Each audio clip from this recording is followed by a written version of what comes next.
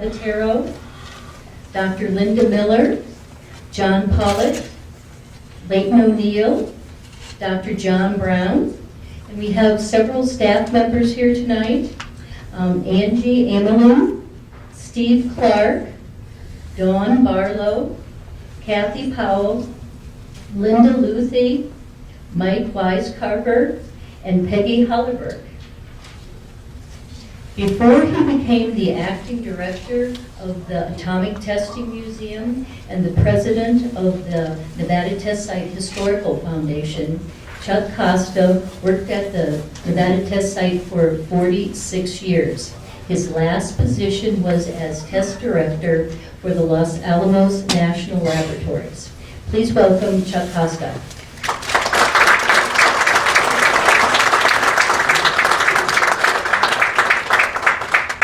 Thank you, Ellen, and welcome, ladies and gentlemen.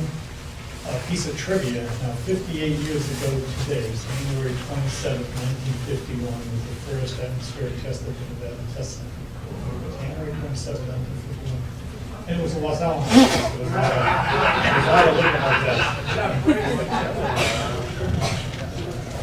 test. So, and it looks like we have a great turnout this evening, and I sure appreciate you folks coming. Yes.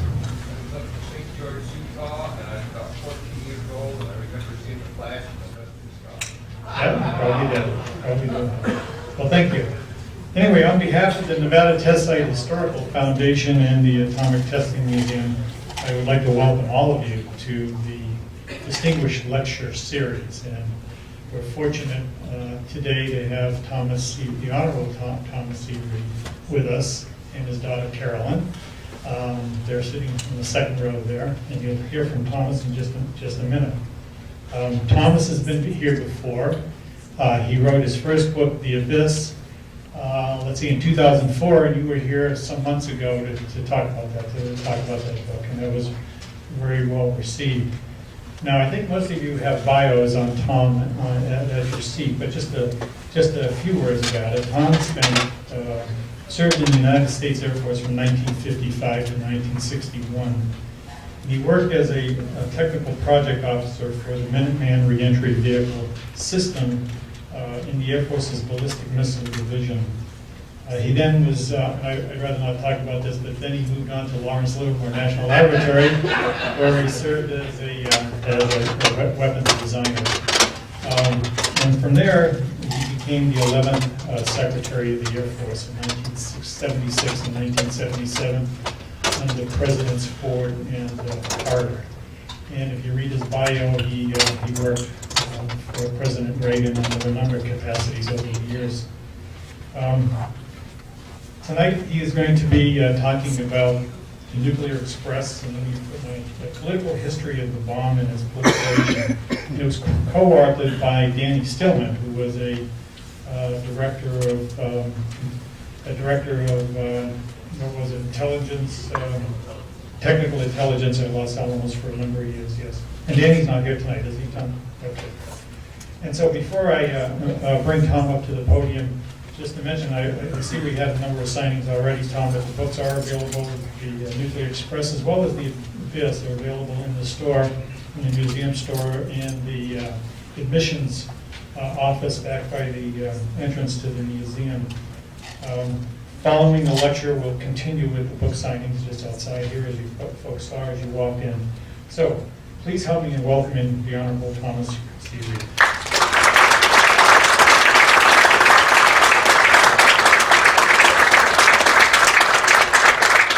Thank you, Chuck. I'm really honored that I am. Those of you who don't understand, Livermore, where I did my weapons work, is to Los Alamos as the Muslim imams are to the Catholic Church.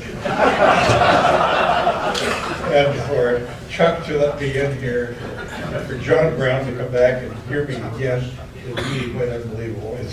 It's really a delight being here. Of course, those of you of my generation know that my generation says that every morning when they put our feet on the floor. But here we are. It's been an interesting time, an interesting life, and seeing the end of the Cold War and what has unfolded in the way of history. I have come to understand that we all have very clear memories of Cold War events that simply never happened. And we have very clear understanding of basic principles that turned out not to be true. And that's what I want to talk about tonight. The principle, one of the guiding assumptions, was that nuclear proliferation is inevitable. John Kennedy, when he came to office a half a century ago, articulated the belief that in 15 or 20 years, we're going to have 15 or 20 nuclear states. But that's not true. That's not the way it turned out. There are 8 nuclear states.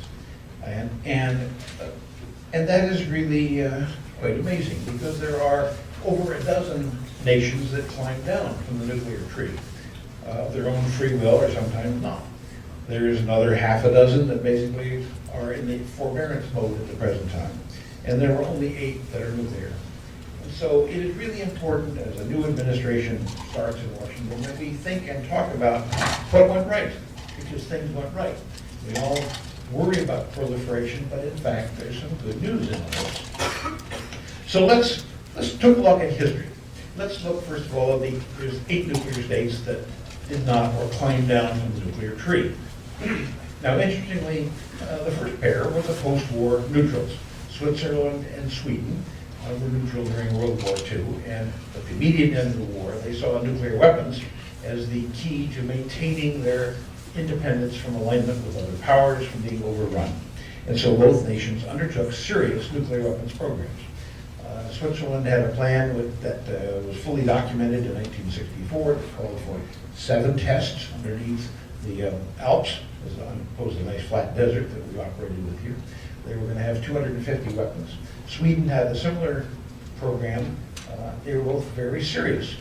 And what happened was, in the 60s, the governments and the population and the political process in those countries began to say, why are we doing this? This is very expensive. In the case of Sweden, there was a sharp debate. We can do nuclear weapons, or we can build Saab aircraft that we can then sell to other people. We can build submarines with which to patrol our coast, and that makes more sense. And so with the coming of the end of the 60s, both Switzerland and Sweden quit. And they signed the Nuclear Non-Proliferation Treaty. And in some cases, they kept studying the subject for a while. But basically, by the end of the Cold War, they were totally out of the nuclear weapons business. They could have been in. Another 2 countries that had a confrontational mode was Argentina and Brazil.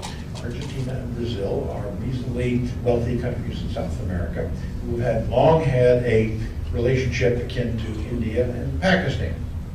They're neighbors. And they began in 1978, when military dictators took power. They initiated nuclear weapons programs. They had reactors that had been supplied by the US and other nations, and they began to pursue nuclear weapons technology. As the Cold War came to an end, that was in 78, they pursued the program to where they were getting serious about all this. But with the coming of the end of the Cold War, the US had time and to focus its attention on stopping all that.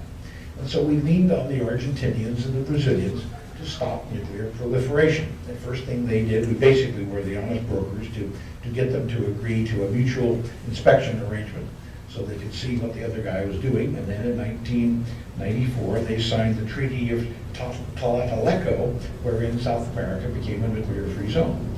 But Argentina and Brazil could be nuclear states, they quit.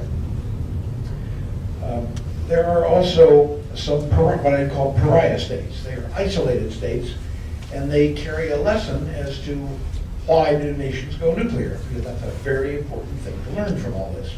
The first pariah state is Taiwan. Taiwan started down the nuclear path in 1971. Why did they do that? They did that because they were voted off the island. Specifically, they lost their seat on the Security Council for the government in Beijing. And when Taiwan ceased to be the Security Council representative of China, they began to get nervous and paranoid. And so they initiated a nuclear weapons program. They had reactors, they had very good scientific people, they had money, it was an industrial state, and they were marching along the path. And by 1988, they had an inventory of 250 pounds of plutonium, and they had people that had some pretty good ideas as to how to assemble it rapidly and make it go bang. The important thing is the U.S. in that year, 1988, started to lean on them. This is not a good idea, please stop doing this. And we did. We bought the plutonium and brought it here for fuel and other use to keep it out of harm's way. And Taiwan stopped being a nuclear power. It could go back to that if it wanted to, but Taiwan stopped its nuclear weapons program under pretty intense lobbying from the U.S. Another pariah state is South Africa. South Africa is really interesting because they had nuclear weapons. South Africa started a nuclear weapon program in 1974. Again, why did they do that? Well, it started, strangely enough, in Lisbon.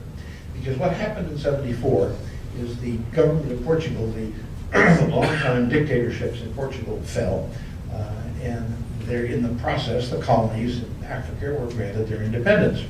Those colonies in Africa, Mozambique, and the border states around South Africa immediately became havens for the African National Congress and all the guerrillas that were taking on the South African government. To deal with all that, the government in Johannesburg decided that nuclear weapons was one way to gain stature in the world, and they began to be further worried as the Russians began to encroach into those territories, specifically Angola. They also formed a partnership with another state that was feeling left out and alone, which was Israel. Because in 1974, Israel had just survived the Yom Kippur War. They almost lost that one. And they had survived with prompt logistics aid. Israel was already nuclear, but in 74, the Israelis decided they really needed to get serious about neutron bombs and thermonuclears and a whole bunch of other stuff. And therefore, they entered into an agreement with South Africa, wherein the South Africans were going to provide basically uranium, which was a byproduct of mining. They had a lot of it, and real estate for the Israelis to test. And the Israelis would provide technology and tritium from their reactors. This program marched forward. In 1982, the South Africans produced their first nuclear weapon. It was a little boy, it was an enriched uranium weapon. It is quite remarkable, and it was marvelously well engineered and extremely safe. They paid a lot of attention to safety, security, and so forth. And it was not very efficient. It was heavy, but in the context of South Africa, 5 or 10 kilotons, so it weighed a couple of tons, who cares? It was deliverable by their Buccaneer aircraft. South Africa started producing weapons in 82. They produced one a year. And they continued until the autumn of 89. In the autumn of 89, what happened was the Cold War was beginning to end. In the 80s, the Soviets and their allies, the Cubans, were filling up Angola, and the South Africans were seriously concerned about Russian, Soviet, Cuban invasions. And at the end of the Cold War, the Soviets stopped funding all this. The Cubans went away from Angola, and the South Africans were amenable to thinking about doing other things. In that year, in 89, Mr. de Klerk became the Prime Minister and the President of South Africa, and he decided, A, to get rid of apartheid, and B, to get rid of nuclear weapons, all on his own. And they did that in 1991. He had a full disclosure that satisfied the International Atomic Energy Agency. They had built 6 weapons. They took them apart, took the uranium and recycled it into the reactor program. And South Africa ceased to be a weapons state. Another interesting pariah is Libya. But again, a very interesting lessons about why do states go nuclear. Mr. Gaddafi is the head man in Libya. He is a certified cuckoo-berry. He started a nuclear program in '86. Why did he do that? Not just because it was Thursday. In 1986, he was in the terror business, and he had his guys blow up a nightclub in Berlin that was frequented by American GIs. The American government struck back with an air raid on Tripoli and Benghazi. He was the target. We missed what he done his daughter. That really got his attention, and therefore Gaddafi, as a result of the '86 raids, started a nuclear weapons program.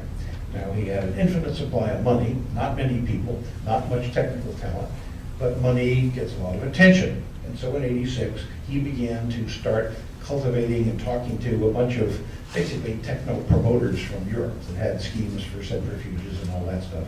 And it basically was going nowhere in 1990 when A.Q. Khan learned that Mr. Gaddafi was interested. And in the 90s, Mr. Khan began selling centrifuge equipment to Libya. and began to supply them the raw material and the technology. And in fact, he included a design of a Chinese weapon that the Pakistanis had gotten from China, all provided to Libya. The changing event was unrecognizable by some, the events of 9/11. The 9/11 2001 bombings in New York produced an immediate response from the U.S. that Afghanistan, we treated with Afghanistan quite quickly and quite surprisingly. And then what followed was the war in Iraq. It was subsequently horribly mismanaged, but the invasion was very impressive. And Mr. Gaddafi paid attention. And more to the point, his son paid attention, because his son was not a cuckooberry living in the desert. His son lived in Vienna, and he wanted to bank in London, not blow it up. And therefore, he and the younger generation began to lean on the old man. Stop this nonsense. There's no way we can make these things work anyway. We're going to get nothing but grief. And by the way, we want the oil companies to come back because the oil production had fallen by a factor of 3. And the younger generation convinced Mr. Gaddafi to fold his cards, and so he did. In December of 2003, Gaddafi announced we had a nuclear program, and he had full disclosure to the IAEA. And it's really fascinating to talk to those inspectors because they laid it all out. Here's what we did. That's how we learned about AQ-Con. The whole thing, including the design for the Chick-4 nuclear device. The drawings were carried around, as it happens in that world, in a shopping bag from a Hong Kong clothing store.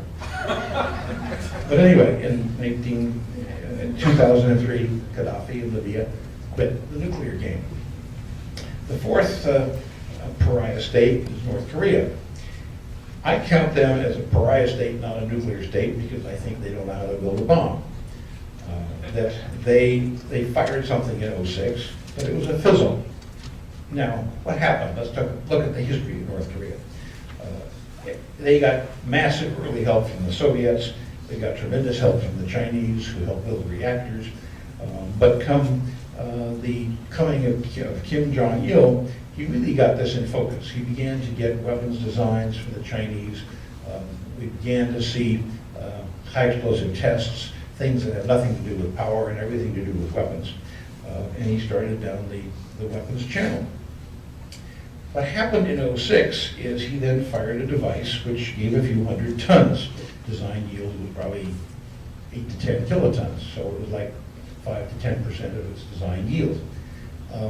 Nobody really knows why, but at least my co-author Danny Stillman and I are of the view that what happened is he got this Chick-4 design from the Chinese, which was an enriched uranium design. He put his guys to work and said, we don't have enriched uranium, but plutonium works good too. And so we'll put that in there and we'll do a bunch of equations about critical masses and we'll have a bomb, and we use the same implosion system. Life is not that simple. Those of you who have been in the design business understand that initiation of plutonium is very complicated, and so we got a few hundred tons. What's really interesting is not only does he not know how to build a bomb that works, but the Chinese were not impressed with this. The Chinese had kept feeding him this technology, but once he shot, I think without their permission, they sent an important factotum from the Chinese government down to explain it to him the next week. And they had some conversations, and whereupon Kim Jong-il began to back off, began to agree to the 6-power talks, began to do things that make it clear that he's not going to give up his nuclear activities, because he is a big free trade zone. That's how AQ-Con ships stuff all over the world. But he's going to discontinue his weapons work. I think he has.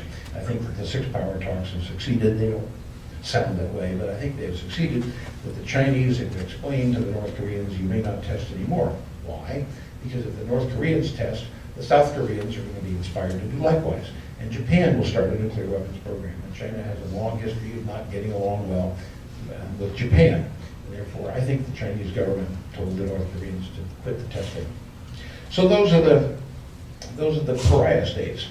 There's another 3 states that we sort of ignore, but that were a few decades ago an enormous possible disaster, which were the residue states from the Soviet Union. The Soviet Union dissolved in December of 1991, and at that time a whole bunch of republics became independent countries. And among those were 3 countries that had substantial inventories of nuclear weapons: Ukraine, Kazakhstan, and Belarus. Ukraine was the industrial heartland of the missile industry, and it was the food-producing sector. It was down there where it's reasonably warm. And that when the empire fell in 1991, Ukraine had 1,900 nuclear weapons on missiles strewn around its countryside. That put it up in the first ranks. It had more nukes than France and the UK. And the thing is, in '92, the Ukrainians were determined to be a nuclear power. Hooray, we joined the first team, we are a nuclear power, and that's the way we're going to be, and we're going to come to the party with the UK and the French and so forth. And it took a lot of careful negotiations and explaining the reality to the people in Ukraine to, no, let's send those back to Russia, let's trade them in for fuel rods for the reactors. This was negotiated by one of the great defense secretaries of our time, which was Bill Perry, which some of you know. But he spent 5 years putting the deal together, the carrots and the sticks. That the carrots were to the Ukrainians, trade your uranium to the Russians, and they will send you fuel rods for your reactors, because Ukraine has no gas or oil. And threats of, if you don't, you stay on the U.S. target list. A very entertaining event that I happened to have seen was inviting the Minister of Defense of Ukraine to the Strategic Air Command in Omaha to give him a briefing on the PSYOP, which was just mind-boggling, because here is somebody from the heart of the evil empire being ushered into inner chambers and be giving a briefing is, here's how, if Ukraine and the U.S. get in a fight, here are the first waves is the SLBMs firing from the Mediterranean, and here's going to be B-52s, and here's Minuteman, and 2 hours later your country is just glowing in the dark. And he left an older and wiser man. It was a long, arduous process that we don't recognize, but it took a lot of work to convince the Ukrainians that they really don't need to keep nuclear weapons. Part of the explaining was nukes are not just pieces of rock, you've got to refill the tritium bottles, and how are you going to do that, and so forth. A great achievement. Same thing in Kazakhstan. Kazakhstan had 2,000 nuclear weapons in missiles strung along the Trans-Siberian Railroad. They were a different country. They had been the nuclear test site for the Soviets, and the Soviets did not have a very active EPA when it comes to test debris. And they really just wanted nuclear stuff out. The Kazakhs were also wealthy, they had plenty of oil, so it was easier in principle, but it still took 5 years to trade all this stuff back and forth. Belarus, the same thing. Those are 3 countries that could have been nuclear, and they were persuaded by Bill Perry and a very energetic administration in this country that keeping their nukes was not a good idea. Really a great triumph. We got to recognize that. 2 other nuclear states quit under fire. Two other nuclear states quit when Israel explained it to them. In the case of Iraq, as soon as the price of oil went up in the 70s, Mr. Saddam Hussein started a nuclear weapons program.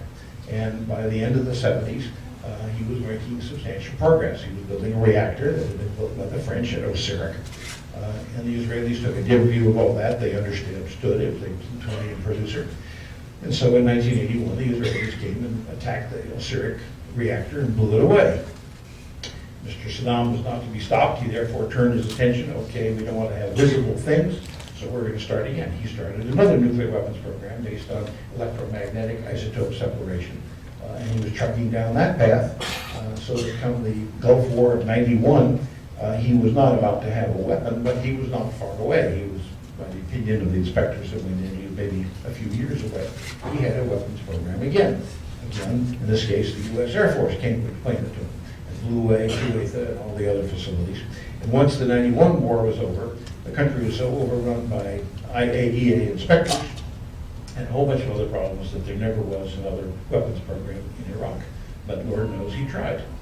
Syria, a similar example. Syria decided to build a reactor along the Euphrates River. They did it with the assistance of the North Koreans. It clearly was a plutonium producer.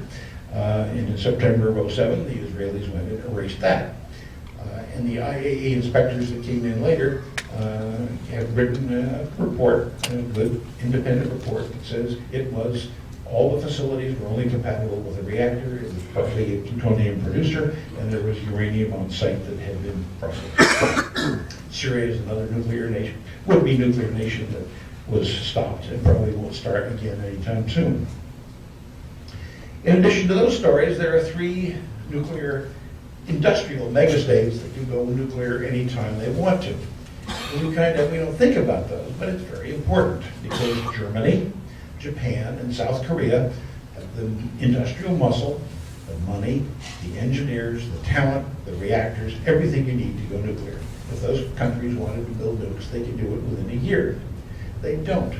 They don't because they rely on the American nuclear umbrella.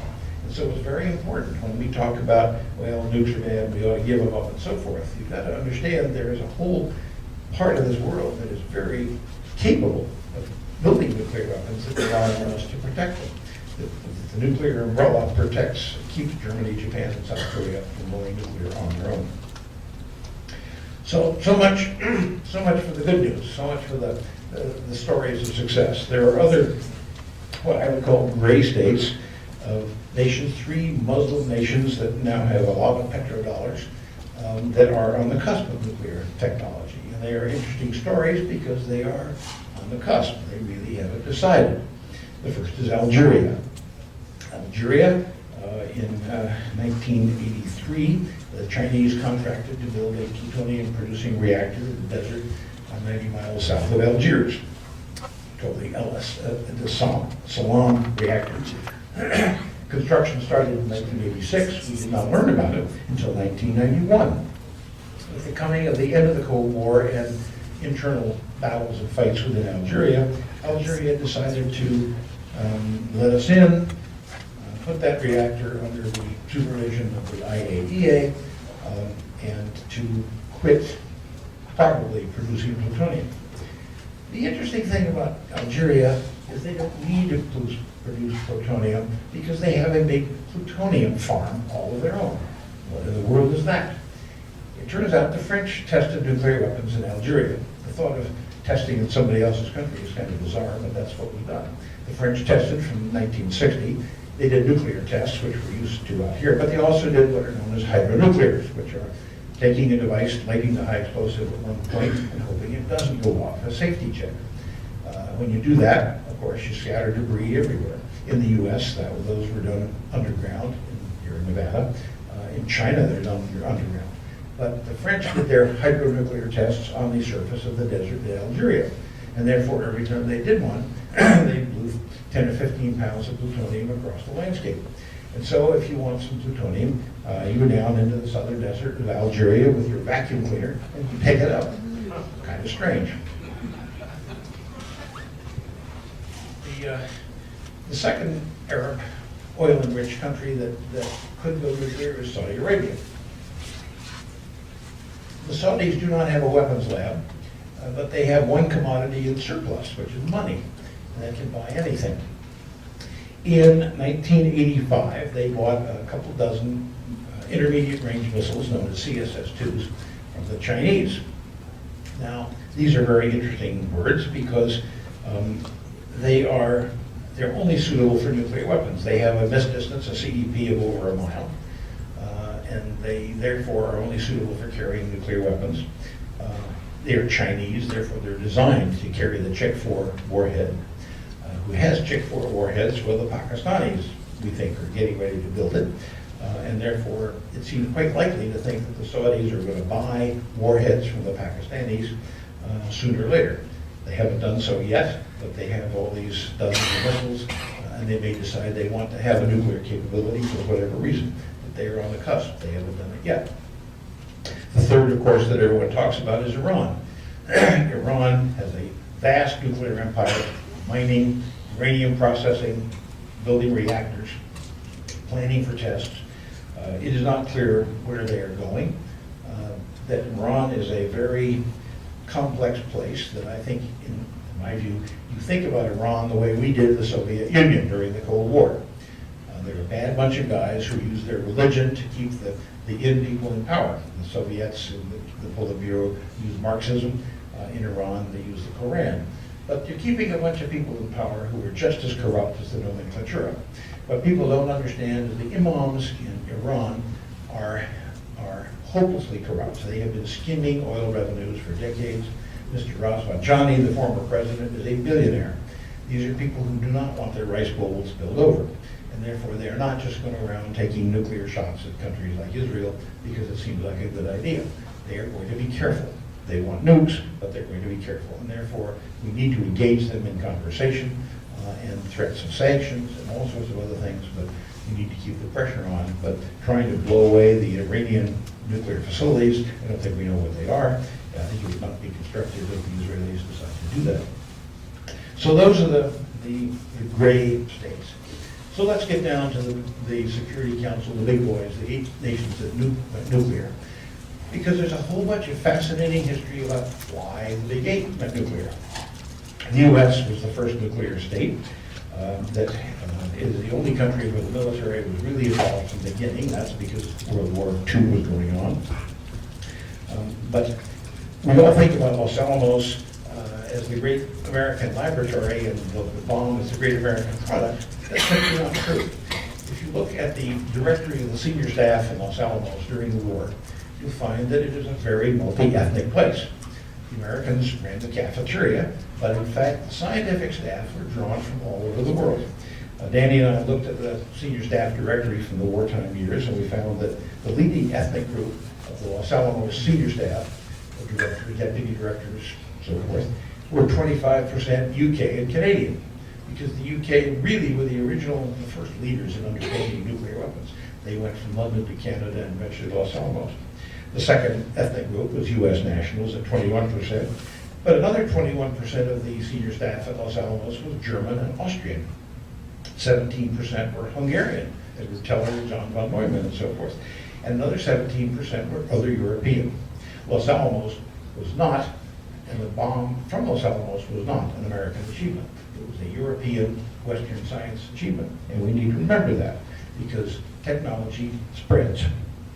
The U.S. started in 1942 and fired in 1945. That was 3 years from conception until firing, and that's a sort of time span you need to bear in mind that industrial nations can do that if they want to. The second nation to go nuclear was the Soviet Union. Stalin decided to do that after Hiroshima as the war ended, when he understood the political importance of nuclear weapons. He was greatly helped by a massive network of intelligence suppliers within the U.S. The Soviets fired in August of '49. Most of you know the first device that they fired was an exact copy of the U.S. Fat Man from the intelligence that they collected from here. The technology came from the U.S. They went out to do other impressive things, but the initial technology was from the U.S. The interesting thing is the Soviet weapons program did not have military involvement until logistics and production was involved. The third nation that went nuclear is the UK. Very interesting case because we kind of think, well, you know, the UK went nuclear because we're an ally and that's what we do as a team. No. The UK went nuclear for a very important political reason. An event that even though we live here, we totally missed, which is the US elections of 1946. What happened is the war's over, Britain is prostate, but at least prosperous, at least victorious. But they begin to see the Red Army moving into Europe, Greece, coups in Czechoslovakia, and by the summer of '46, the British government, the Attlee government, is concerned about what are we going to do about this. In the fall of '46, there was an election in the U.S. Now, what happened after the war is invariably, in countries where the people are allowed to vote, they threw out their wartime leaders. Winston Churchill was voted out of power in the summer of '45.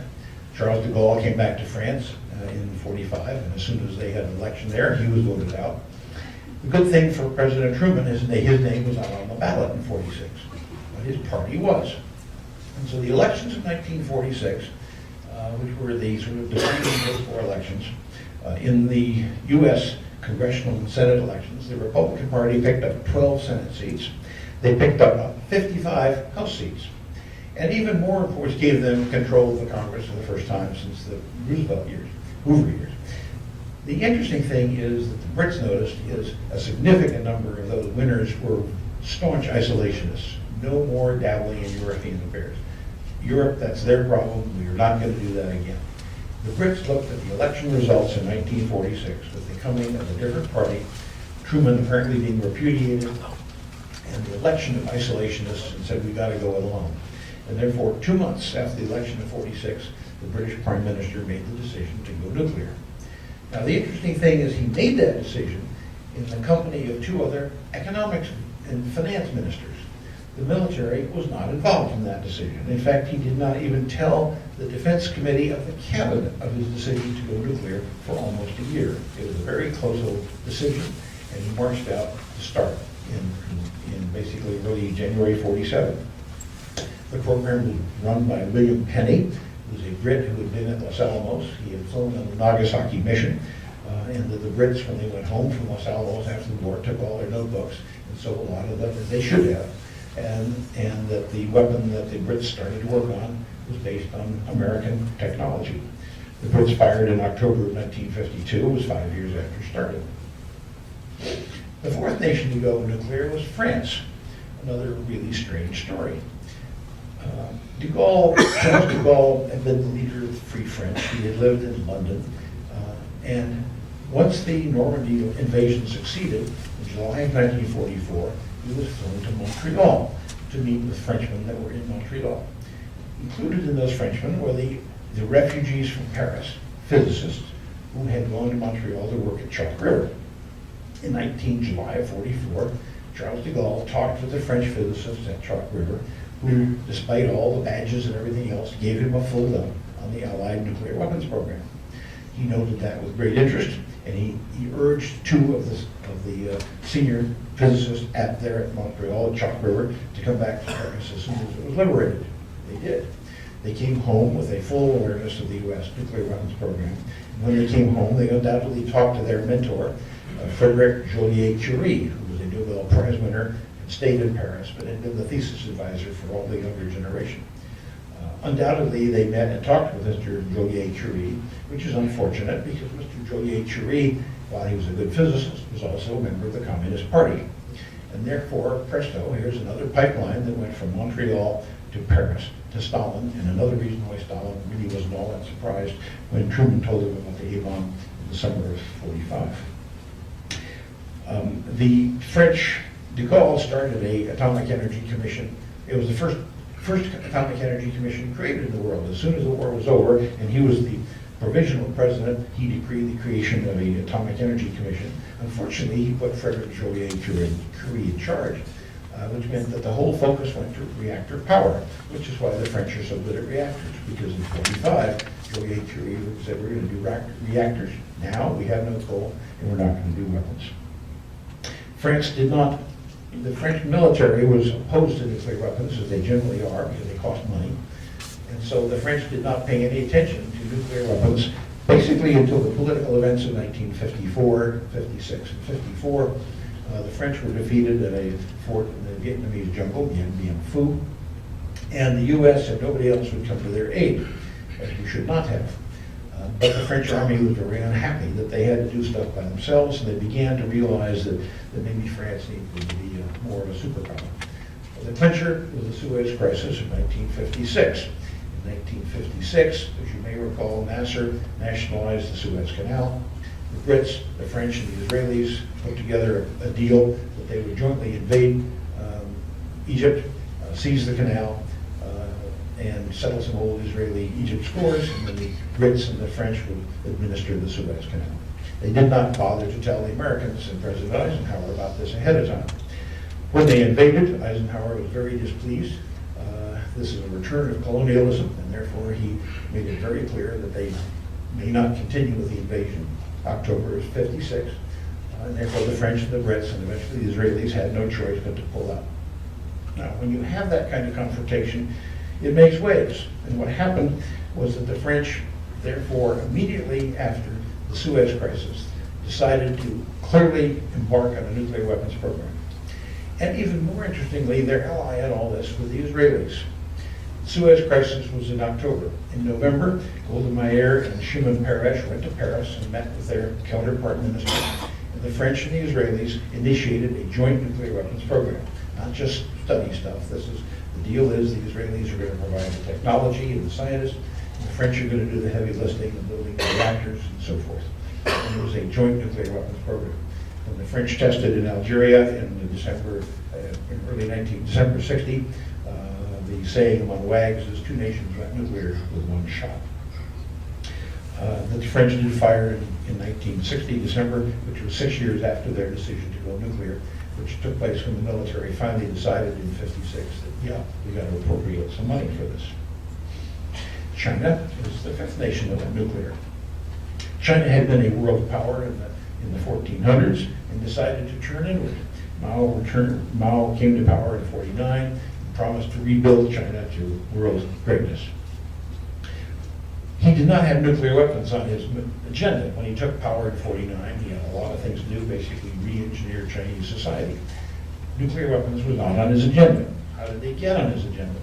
In 1953, and again in 54, the nuclear card was played in his face by Dwight Eisenhower. 53, Eisenhower was elected. The Korean War has been going on for 2 years. Eisenhower 2.5. Eisenhower, upon coming to office, went to Korea and then made it very clear to the Chinese that we're going to end this war. We cannot go on. We're going to have an armistice. And if we don't do it, then we're going to use nukes to straighten out the Korean community. This was the nuclear card that was played. There was an armistice agreement in the summer of 53 that really got Mao's attention. He had been threatened with nuclear weapons. It happened again in 54. In 1954, the Chinese mainland was considering invading Taiwan. The U.S. sent the fleet into the Taiwan Straits to stand in between the Chinas. And again, Eisenhower made it clear that if the Chinese mainland thought of invading Taiwan, nuclear weapons would come into play. That was it. Those were the deciding political events that led Mao to say, we're going to go nuclear. He made that decision in January of 55. Where did the technology come from? Well, it's very interesting. The Chinese have a very bright bunch of people, and they did a lot of very good science. A lot of graduate students came to the U.S. But there's a couple of interesting little anomalies. One's little and one's big. One is Klaus Fuchs. We're all old enough, I think, to remember that Klaus Fuchs was the wartime spy at Los Alamos, transferred technology to the Russians.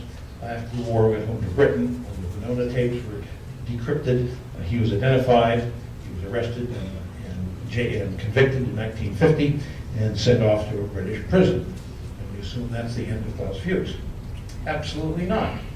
He gets out of the slammer in 1959, and what does he do? He leaves Britain and goes to Dresden in East Germany. And what does he do during that summer? He hosts a very small summer study for Chiang Sang-ken, who's the Oppenheimer of the Chinese nuclear program, and gives the Chinese a full dump on Fat Man and all the Los Alamos activities during the war. More important, massive help came from the Russians, the Soviets, because in 56, as Khrushchev came to power, he decided, boy, we're gonna nuclear arm our ally, our Chinese ally, to struggle with the capitalist world. During 56 and 57, huge armies of infrastructure people and then scientists to explain the mining of uranium to the hydrodynamics of implosions and the whole schmear to the Chinese scientific community.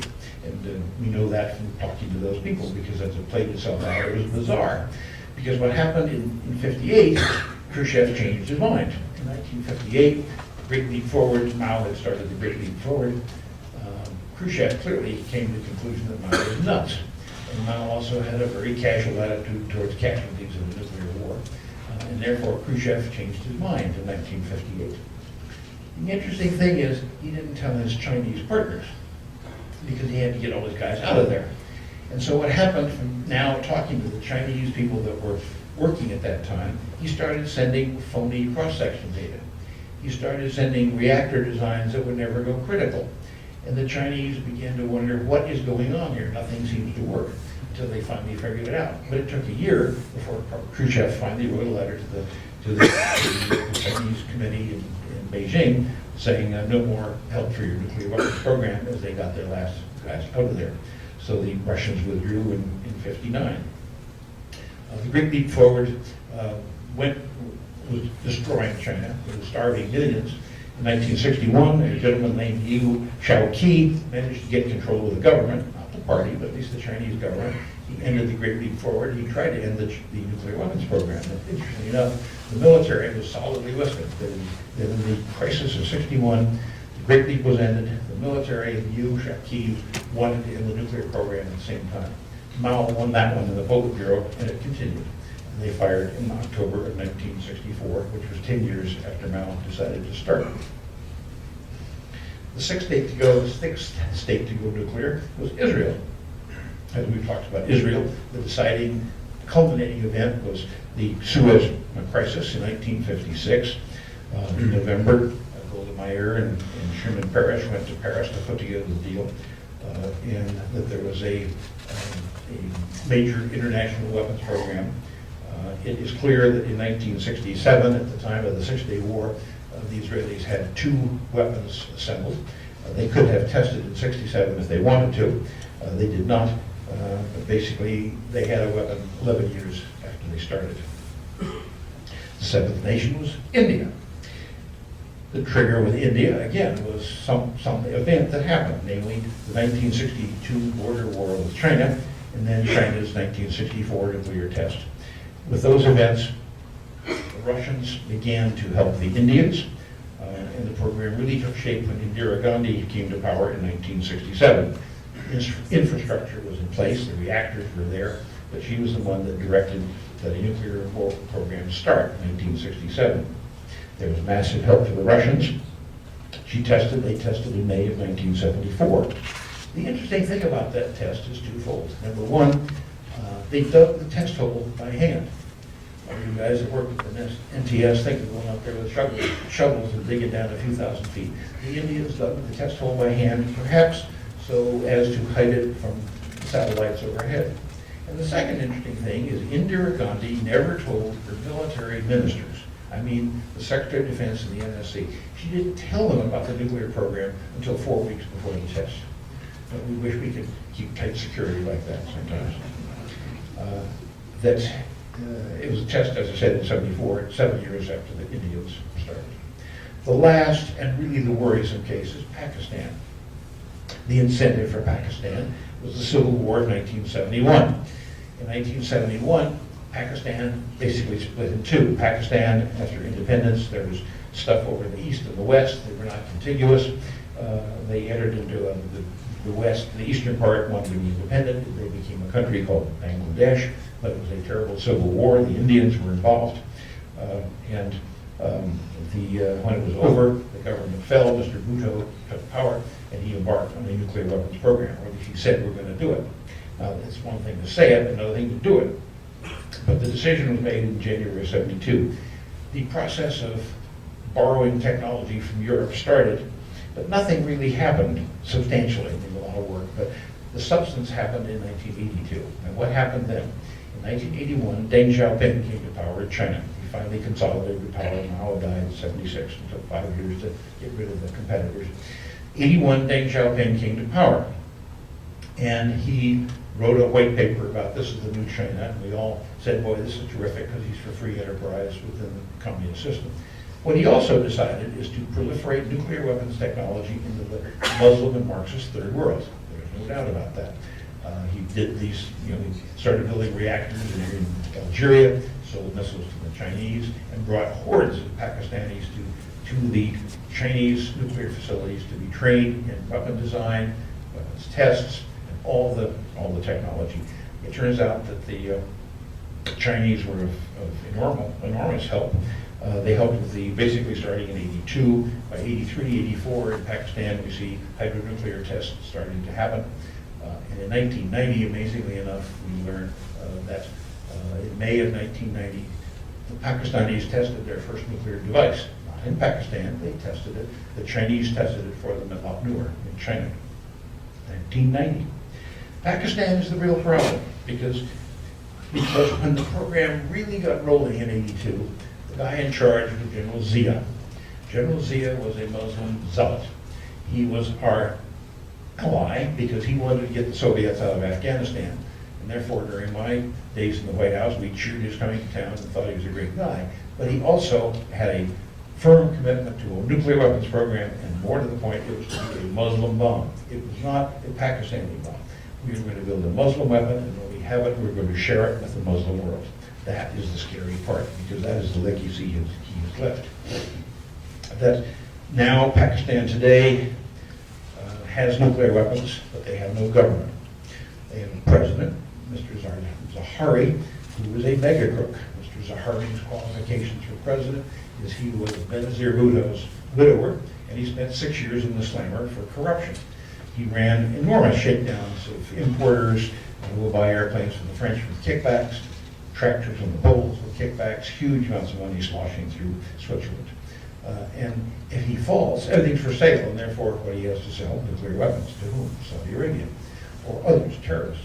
Or if he falls, if he's thrown out, the people waiting in the wings are the Al-Qaeda people who tried very hard before the 91 9/11 attack to acquire nuclear weapons to use in New York. They did not succeed, but it was a rather close thing. So that's the history of all these people that became nuclear for reasons that we don't always understand. What other lessons can we learn from the history of these 8 nuclear states? Well, to repeat, technology does not respect national boundaries. There are no secrets. It spreads. Example, thermonuclear technology. We think, a lot of you in this room have been in that business. We think, well, boy, we invented the H-bomb, and that's terrific. No, the guys that invented the H-bomb were a Hungarian, a Teller, a Polish gentleman, Stan Ulam, and an Italian, Enrico Fermi. It was not an American invention. Since then, the Soviets went thermonuclear. We believe that the technology came either by Klaus Fuchs or by Perseus, an agent that the Soviets had at Los Alamos. The UK learned the technology, the people they'd had at Los Alamos. The French went thermonuclear because the Brits finally decided to go explain it to them because they were having such a hard time going thermonuclear. The Chinese had Chinese visitors that explained it all to them. The thermonuclear technology spread, and all the other nuclear technology will spread. Another important lesson to learn is that the military are seldom involved in initiated nuclear weapons program. They understand that these are not real weapons. They are not usable. And therefore, they object to the huge siphoning of money off into the nuclear weapons program. The military are not the people that want nukes. They are basically the doves on this issue because of the diversion of money and the uselessness of the weapon. The third thing we need to understand is that we are in the significant danger of having a nuclear event in the West sometime during the new president's term. Now, a lot of you have been in the test business. Many of you have seen nukes go off. I have in the Pacific. Those of you who simply see the movies, they don't have it right. In the movies, there's a flash, and then a bang, and then the window breaks. That's not what happens.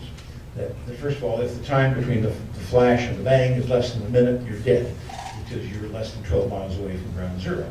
Secondly, it is not just an explosion. It is huge release of energy. Talking to our Soviet counterparts, we both had the same experience. We in the Pacific, they in Semipalatinsk.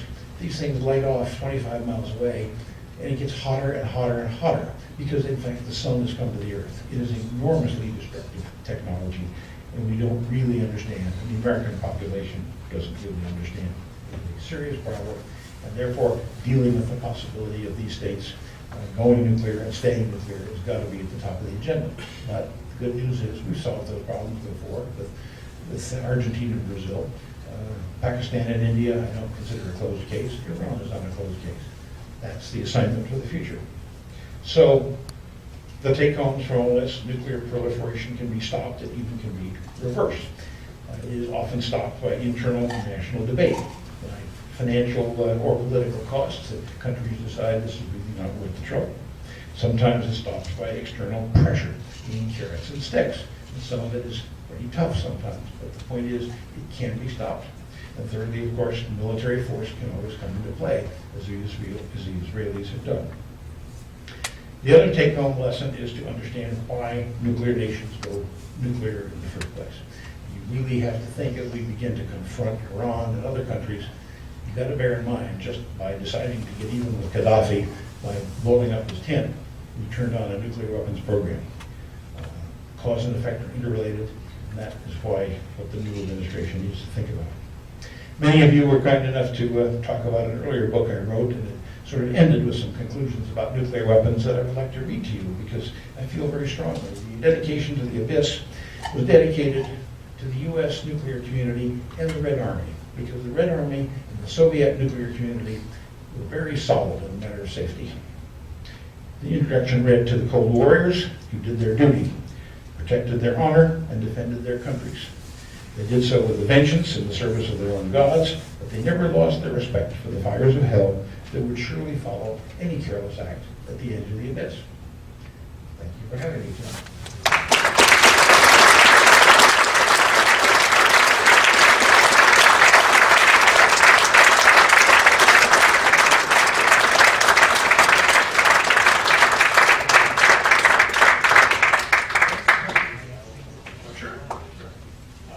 Questions for Tom? Yes, sir. Did the South Africans test, how did they know their world was working? How were their... The question was, did the South Africans test? There was, in my opinion, and Danny's opinion, a nuclear event on the southern tip of South Africa in September 1979. Underwater? Pardon? Underwater? On the water, probably, or in a barge right underneath the water. It was probably about 2 kilotons. We think it was an Israeli device, and that the South Africans basically provided the logistic support because they were partners. Did the South Africans test? No, they did not need to, any more than we needed to test Little Boy. That they had a gun-type uranium weapon. Everybody knew it would work. The only question was 5 or 10 kilotons. In their context, who cares? So the South Africans did not test. They had weapons that would work, but they did collaborate in the test of an Israeli weapon. I think. Yes, sir. Of the 8 existing towers, which one or somebody else is in a position to explain it back to? Who's going to explain it to Pakistan? Well, that's left as the exercise of the student. That gives the new administration something to do. I am not enough of a pessimist to say that, Pakistan and India don't really need to be nuclear states, any more than Argentina and Brazil did. Now, they've got weapons, but that's all right. Ukraine and Kazakhstan have weapons. It's not going to be simple. None of that is simple. But convincing Pakistan and India that having nukes is just not in their interest, because they're not going to use them against each other except by accident. And likewise, to convince the Iranians that what they really need is to get their economy back working. That is not simple. Who's going to explain it? That's the job of the new administration. If you were advising the King of Saudi Arabia in the present time, what would you advise them about what they should do related to Iran and their own nuclear aspirations? Well, I think that the question is, what would I advise the Shah, the head of Saudi Arabia regarding nuclear weapons? First of all, I want to go back to the disclaimer that Danny and I are nuclear historians. We are not policy wonks. We like to tell you how we got here. And that's what all this gray hair is. And then we let the children decide what to do from here. Saudis are, the Iranians are their enemies. The Iranians are Shiites and they are Sunnis. The reason I think they want missiles was to be able to deter Iran. Whether they will buy warheads for those, I do not know. We have to expend every effort to see to it that they don't do that. But we also have to expend every effort to see that Iran does not go nuclear, because if they do, that will be an incentive for the Saudis to do likewise. Yes, sir. Where do you see, in terms of the long-term American nuclear posture, where do you see the reliable replacement warhead fitting in all that, if at all? The subject is what should we do about a reliable replacement warhead. That is more policy issues for the future, but basically, if you decide we're going to have nuclear weapons, and to say, well, we're going to get rid of them, you've got to pay attention to what I said about Germany and Japan, and they're going to develop them. Therefore, it seems to me we have to have weapons. If we're going to have weapons, then we better make very sure that we know they're going to work.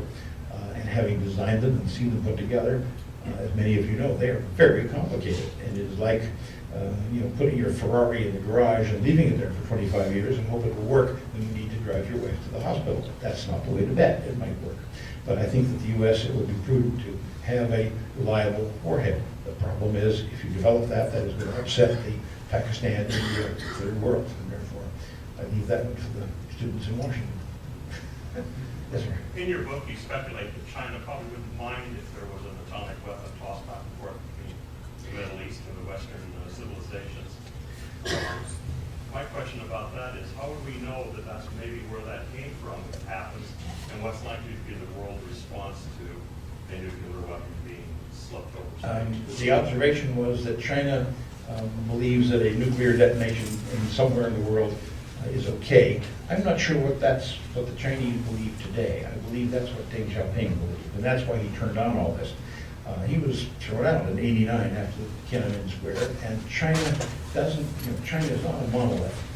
There are the old-timers, the Maoists, the PLA, who basically feel that way. If there's a nuclear detonation out there in the barbarian world, as long as it doesn't have Chinese fingerprints on it, that'd be a good idea. The Chinese are not going to nuke Honolulu, but if there's a detonation in Los Angeles, and the forensics that Los Alamos will do overnight says that plutonium came from the Karachi reactor, or that Orloy came from the diffusion facilities in Russia. So what are you going to do about it? And I think that's the problem is, it's not all clear because the old-timers have that view. I think the younger, post-Tiananmen Square business generation do not want to have all this confrontation with the West. They're busy selling us sneakers. And then the other half of China is out there in the rural world. Half of China is not participating in all this growth and wealth. And that's where Mao observed, that's where revolutions come from. How they reach a consensus as to what to do next, they do not know. It's not clear to me that the current government thinks that proliferation of nuclear technology is really a good idea. They may. I am certainly convinced that that's what Deng Xiaoping thought. Yes, ma'am. We have they claim that Pakistan is spreading nuclear technology to other states. How much do we know about it? Do you know anything about it? Yes, the question was that we hear reports of the Pakistanis spreading nuclear technology to other states. Absolutely. That's where the technology for Libya came from. We got an enormous window into that because of the Libyan folding their cards. We got to see the AQCOM network. What we know is that North Korea is a big nuclear warehouse. And they're not doing weapons, but they are shipping, they're transshipping. They separate uranium and they sell it to some other country. And they are very deeply involved in all this. I think Pakistan, people in Pakistan were selling nuclear technology, and the trick is to track it. How much do we know? Well, that's what you need a good intelligence service for, which I think we do. Yes, sir, one more. And then I was thinking about the gold storage facilities in the New York Federal Reserve in the sub basement. So is there warheads in Pakistan that are sitting in an area that are really Saudi Arabia's nuclear warheads? Is that what you were saying? Have the Pac sold nuclear warheads to Saudi Arabia? No, I think they're negotiating to do that. I think that the Pakistan nuclear weapons are reasonably secure. I don't think they have the security of PALs and all the things that we do. That General Musharraf, whether you liked him or not, kept things under lock and key, and he's gone. And so where are they remains to be seen. I'm not happy thought, but I think that we ought to all have more coffee and cheese, and I appreciate you staying awake this long.